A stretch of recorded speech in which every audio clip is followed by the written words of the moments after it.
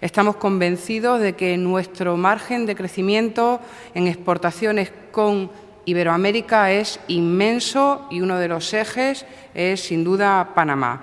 La celebración de este quinto centenario también está enfocado con este objetivo, un objetivo claramente económico. Internacionalizar nuestra economía es un objetivo estratégico de este Gobierno, es un objetivo que está incluido y está recogido en nuestro plan de empleo, nuestro plan 3E, y es uno de los principales pilares en este año y medio de Gobierno, que está teniendo unos resultados espectaculares, unos resultados muy visibles y unos resultados que pueden palparse.